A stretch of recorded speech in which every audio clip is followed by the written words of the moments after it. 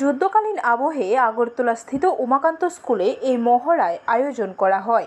মহড়ায় সাইরেন সংকেতের পরীক্ষা, জরুরি ভিত্তিক পরিস্থিতিতে কিভাবে উদ্ধারের কাজে হাত লাগানো যায় এবং নিজেকে সুরক্ষিত রাখা যায় সে বিষয়ে বিস্তারিত এই মহড়ায় তুলে ধরা হয়।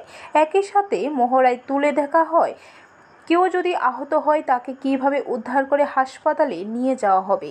এই মহড়ায় অংশ নেয় ত্রিপুরা পুলিশ, আপদা মিত্র, টিএসআর, হোমগার্ড, এনসিসি ক্যাডেট, স্বাস্থ্য দপ্তরের কর্মীরা এবং দমকল কর্মীরা।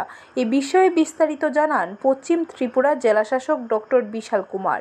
তিনি বলেন, যদি পরিস্থিতি এমন সৃষ্টি হয় তাহলে কী ধরনের ব্যবস্থা নিতে হবে সে বিষয়ে সাধারণ মানুষকে অবগত করা হয়েছে। তিনি আরও বলেছেন, ভয়ের কোনো কারণ নেই, পর্যাপ্ত পরিমাণে নিরাপত্তা কর্মী রয়েছে। देखिए इस प्रोग्राम में प्रोफेशनल एजेंसीज भी थी। आपने देखा एसडीआरएफ, एनडीआरएफ, साथ ही साथ central arm police, military force, ONGC की टीम थी।